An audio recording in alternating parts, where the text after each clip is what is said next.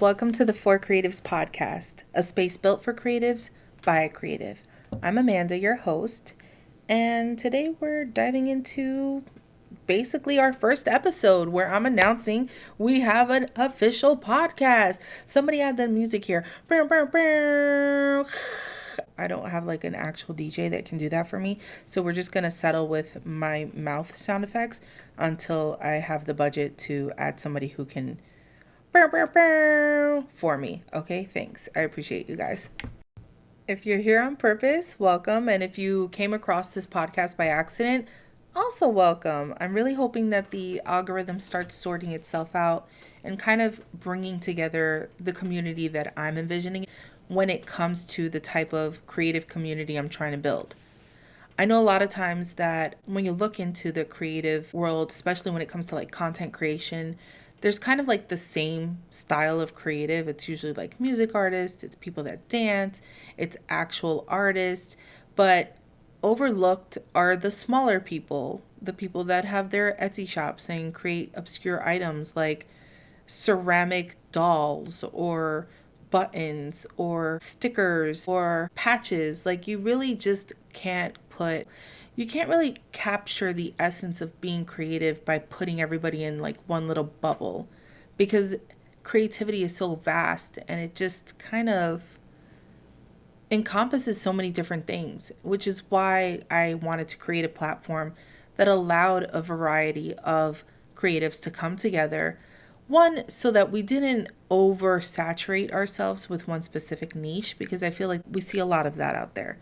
A lot of musicians stick with a lot of musicians on their own platforms. Artists stick with other artists. We have things like Etsy that exist. We have things like Fiverr that exist, when people are just trying to sell their services. What I want to create is a tight-knit community with a base, a super tight base of founders, basically founding members that can see the vision and want to go ahead and help that vision expand. I know it's a lot. It's a lot to me when I'm thinking about it. Even when I'm trying to repeat it out loud, it sounds kind of insane, but I feel like every good idea sounds insane to people that don't have a vision or don't have this vision, right? So I guess that's the entire allure of creating a podcast, is trying to attract my people. And I'm hoping if you're listening to this, you're my people. This is going to be a space where creatives can connect, grow, essentially get all of the resources they need without all the BS. I don't think that it has to be complicated when it comes to building up a community, but for some reason people are so opposed to seeing positivity in these creative spaces if it doesn't directly benefit them. And so where you hear things like, oh yeah, we have an amazing community of creatives, it's really like a lot of infighting and competition, because you have too many of the same type of creative in the same space. And I'm not talking about content creators, because I feel like at this point, everybody's a content creator in their own respect, because that's really how we're marketing ourselves at this point. We don't really have ads that we have in newspapers anymore. Who's really watching TV for advertisements on the television? It's really just social media that's pushing forward our brands and our businesses.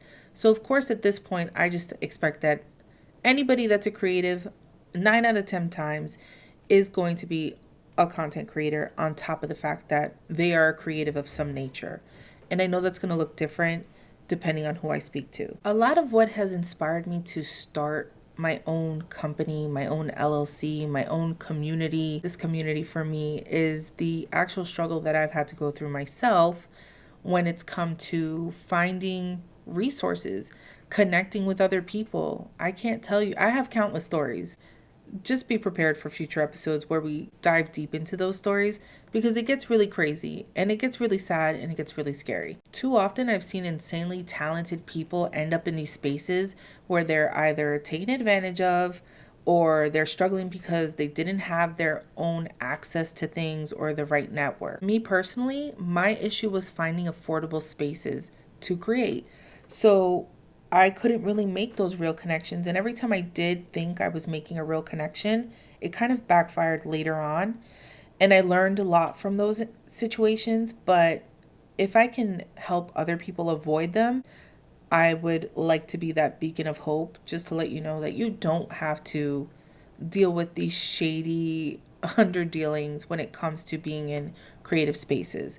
Especially like, it's not just shady underdealings, it's making people feel uncomfortable when you're in these spaces. You never know. So I just decided, instead of waiting for someone else to create the space that I've so desperately wanted, I would just take it upon myself to create it myself. And it's not been easy. I'm not going to sit here and lie to you. It has not been easy. Much of this game has been solo dolo, on my own, with the support of a lot of my creative friends. But, you know, at the end of the day, if I want this vision to be executed the way that I'm envisioning it, it requires me to do it, for the most part, on my own, until I start to connect with those creatives that also see the vision. And unfortunately, not everybody sees the vision like that. It's very much a me-centric society that we live in, where community is like, okay, but what do I get from that? Are you going to pay me to show up on your show? How am I going to get paid at the end of the day? Instead of, okay, so where are we? How do we sustain ourselves? How can I move forward and grow with this as well? And I'm kind of trying to get people out of that mindset, because all we really have is our own communities at this point. We really don't have a backup plan anymore. I mean, not in Hudson County. Not with the people that I talk to on a regular basis. We're all working 9 to 5s. There's a lot of struggling artists out here, because we still have to depend on our 9 to 5s to then go ahead and pay for the things that we're doing afterwards. I think what you can expect from future episodes is going to be things like dealing with imposter syndrome, charging what you're worth, because a lot of the times people want to utilize, well, they want to abuse you. Let's be really real. I'm going to call a spade a spade. When people know that you're not confident in what it is that you're offering, they're going to take advantage, and they're going to want you to do things for free. I want us to get past that. I want us to start seeing that we're worth what we're charging, okay? Within creating a community that doesn't require too much competition inside that community, I'm hoping that we can foster this collective where it's like, okay, I have a lot of things in-house. I don't necessarily need to step out too much, but also I'm able to network with people who have their own networks out of here. And then hopefully business starts booming for other creatives that you start to collaborate with or create with, or whatever it is. It could be bartering, exchanging. It could be paying for services. Maybe if you've joined the group or if you've joined the community, you guys decide that you're going to do things at a cheaper rate for each other because you're in this community. I'm just hoping to create an environment that allows people to flourish, as opposed to taking advantage of them and kind of being like, too bad, so sad, figure it out, and when you're done, pay me. That's kind of what I'm trying to get past. I'm trying to get past the exorbitant cost of what it is to be a creative. So essentially, you're going to see that your brand starts to grow. You're going to kind of get unstuck, because a lot of us get stuck in these positions where we just don't know how we feel about ourselves. And so that uncertainty kind of comes through in our work. And before you know it, we're just stagnant and we never progress.